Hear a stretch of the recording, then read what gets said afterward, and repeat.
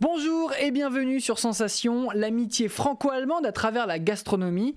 Nous sommes avec un jeune homme talentueux, Christophe Lefel, chef pâtissier du restaurant Le Pont de Bran à Montreux, en Suisse, 2 étoiles au Michelin. Bonjour. Bonjour.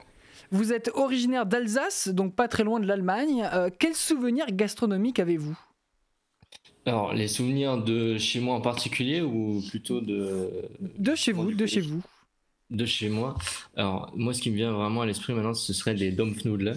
Alors, ça se prononce un peu, c'est un peu particulier à prononcer, mais en fait, c'est des espèces de beignets, une espèce de pâte briochée, un petit peu de beignet de pain, en fait, qui est cuit dans une casserole, couvert avec un petit peu d'eau, et en fait, on le trempe dans la compote de pommes, et ça, c'est vraiment quelque chose que j'adore. On peut aussi le manger avec de la soupe, donc c'est vraiment un de mes souvenirs maintenant qui me vient directement dès que vous me demandez.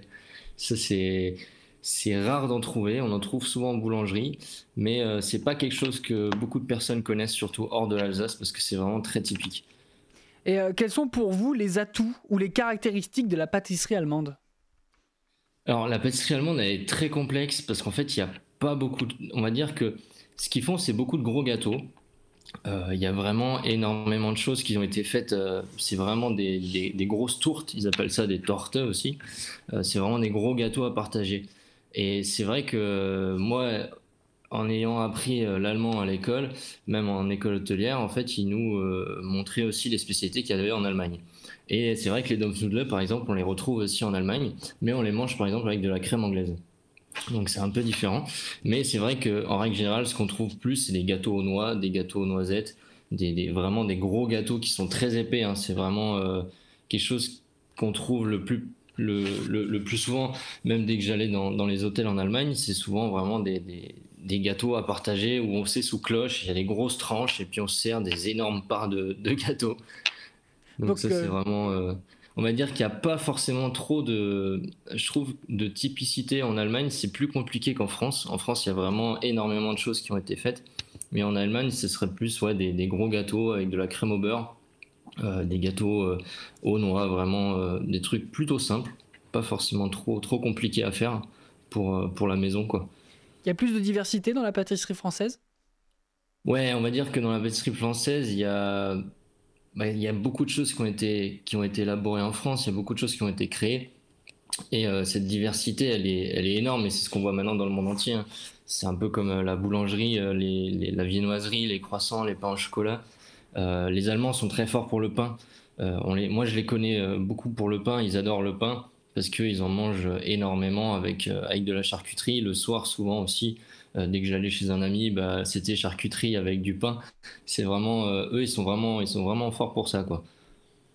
Quel lien personnel entretenez-vous avec l'Allemagne? Vous l'avez dit, vous parlez allemand. C'était votre choix de choisir l'allemand à l'école? Bah en fait, vu que j'habite en fait à 5 minutes de la frontière, déjà on va dire que l'école en soi, c'est très simple. On va dire que c'est limite obligatoire d'être dans un cours en allemand. Après, bah nous, on est une famille issue d'Alsace, donc voilà, on a connu l'Alsace. Ma grand-mère, elle était avec la guerre, tout ça, donc elle était obligée de parler allemand. Ma mère et puis mon père parlent allemand, ils parlent aussi alsacien, je parle aussi alsacien. C'est vraiment, en fait, c'est une continuité. Et puis, il y avait l'ex-petit copain de ma sœur qui était allemand, du coup, bah, en fait, je parlais allemand avec lui. Et au fur et à mesure, c'est plus à la maison que j'ai appris, et puis après à l'école, je me suis perfectionné, quoi. Ouais. Et donc c'est en Alsace, comme vous le disiez, que vous avez grandi à Wissembourg précisément. Wissembourg. Wissembourg. Je crois que la cuisine, c'est une histoire de famille. Alors, oui, on va dire que moi j'ai appris ça un peu tardivement, mais c'est vrai que on va dire que ma grand-mère a eu plusieurs restaurants. J'en discutais encore à Noël avec ma mère. Et elle a eu plusieurs restaurants différents. Et il y en a encore un qui est dans la famille, mais du coup là qui est en location. Et c'est vrai que moi j'ai appris ça un peu plus tard. En fait, mes parents, ils tenaient le restaurant. Et dès que je suis né, en fait, ils ont arrêté. Et du coup, en fait, j'ai jamais vu l'envers du décor en fait de la restauration parce qu'en fait, j'ai pieds, j'aimerais vraiment habiter là où il y avait le restaurant. Donc, c'était une partie un peu cachée. Et aller vers la cuisine, et plus précisément la pâtisserie. Bah, en fait, à la base, c'était plus la pâtisserie que la cuisine parce que moi, c'est venu d'un coup de tête. On allait souvent manger au restaurant le week-end avec la famille. On se réunit à pâtissier. On a une pâtisserie qui est juste à côté de chez moi. On a deux boulangeries. Enfin, le centre-ville est très petit et on allait souvent chercher des gâteaux et chercher le petit déjeuner. Le vrai que ça m'a toujours attiré. Et puis d'un coup, je me suis dit, bon, bah voilà, je vais devenir pâtissier. C'était devenir. Et à partir de ce moment-là, bah, c'est là où j'ai commencé à me dire pour apprendre le métier. Et c'est là où ça a été un peu plus compliqué. Et, bah, du coup, quel a été votre parcours, hein? Vous avez étudié au CEFPA Adrien Zeller dans le Bas-Rhin et ensuite? En fait, donc à la base, je voulais faire pâtissier, donc je voulais un apprentissage. Apprentissage que je voulais faire à Wissembourg, mais le maître de stage, enfin le maître d'apprentissage du coup a pris quelqu'un d'autre. Et du coup, je me suis retrouvé un peu dans une impasse à me dire que bah si j'ai pas de patron, je sais pas vraiment quoi faire. Si maintenant on peut, enfin, ou alors c'est une école qui était du coup plus loin et il fallait que je fasse en sorte de pouvoir y aller alors que moi j'avais 14 ans. Donc c'était un peu compliqué, il fallait prendre le train, tout ça. Et au niveau des horaires, bah, en pâtisserie boutique, bah, c'est toujours très tôt le matin. Donc les trains, ça collait pas forcément. Et puis, donc en fait, je me suis fait guider par une de mes professeurs qui m'a envoyé en école hôtelière pour apprendre la cuisine. Donc ça a vraiment changé radicalement. Et donc j'ai fait d'abord le lycée hôtelier Alexandre Dumas qui est juste à côté du CEFPA. Et là en fait j'ai appris la cuisine et le métier de la salle aussi. Donc ça a été un mix sur 2 ans. Et la salle, servir vraiment comme dans un restaurant traditionnel, même gastronomique, ils essayaient vraiment d'apprendre le métier. Après avoir fait cette formation de cuisinier, je me suis dit que il faut que je réussisse à reprendre un virage direction la pâtisserie. Et c'est là où j'ai fait justement une mention complémentaire pour pouvoir justement métier manuel. Et le fait de travailler en entreprise, bah, ça permet de s'améliorer encore plus vite en fait. Et aujourd'hui, vous êtes le chef pâtissier du restaurant Le Pont de Bran à Montreux, en Suisse. Et comment vous êtes arrivé là-bas? Alors en fait, ça a été un parcours qui a été un peu.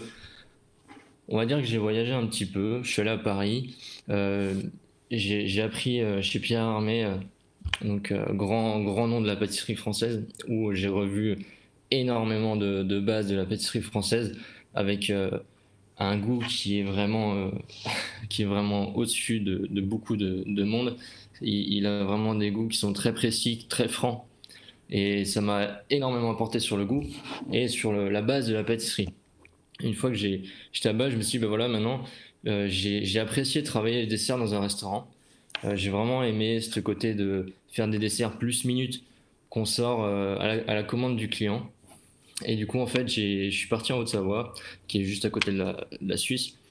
Et j'ai pris un poste en tant que chef pâtissier dans un restaurant, une étoile, où du coup, je suis resté une année. Je me suis éclaté en fait à utiliser tous les goûts que j'ai pu apprendre au sein de la maison de Pierre Hermé et puis tout ce qui était technique de base. Et en fait, pour vraiment réussir à chercher la créativité là-dedans. Et une fois que j'étais là-bas, je me suis dit que déjà dès que j'étais à l'école hôtelière, je me suis dit je vais arriver en Suisse. Enfin, je voulais aller en Suisse.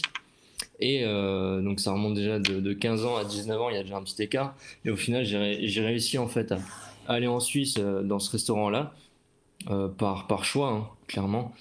Et donc je suis arrivé en tant que chef de partie. Et après, j'ai pris la place de chef en fait. Bah, un beau parcours. Merci beaucoup Christophe Lefel d'avoir été avec nous. Si vous voulez commenter cette émission sur les réseaux sociaux, c'est avec le hashtag de la journée franco-allemande JFA 2021.